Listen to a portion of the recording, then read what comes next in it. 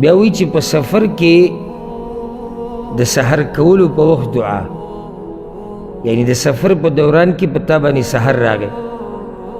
ګوره د سحر او ماښام اذکار موږ مخکې ذکر کړي دي، هغه کوم وخت کې ویلی کېږي؟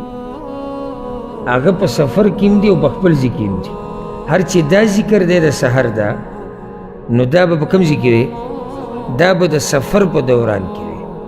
ورسره هغه اذکار به مو وایي کوم چې عام ویلی کېږي، نو ورسره دا ذکر به مو وایي، دا خاص ذکر دی سحره پورې.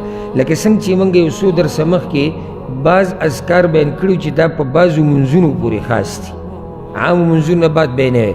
نو دغه شان دا ذکر د هغه سحره پورې خاص دی چې هغه په سفر کې پتا راشي.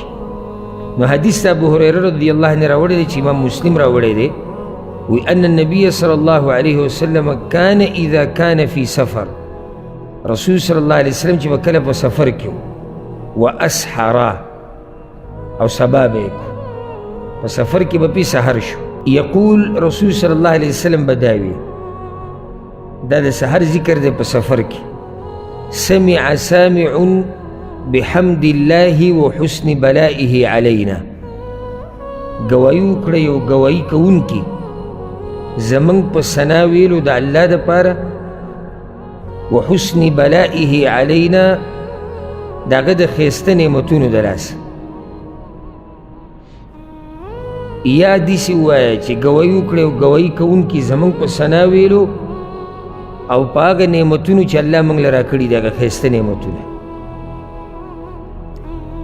ربنا صاحبنا، ای الله ای زمونږ ربه زمونږ ملګری شه په دې سفر کې، وافضل علینا او په موږ باندې فضل وکړه.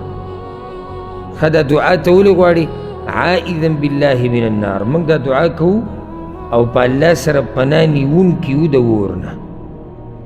څومره قیمتي ذکر او دعا ده.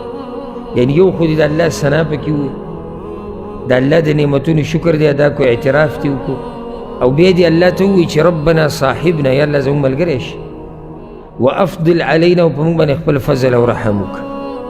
عائذا بالله من النار، په الله سره پناه نیونکي یو د اور نه، یعنی یا الله موږ د اور نه وساته.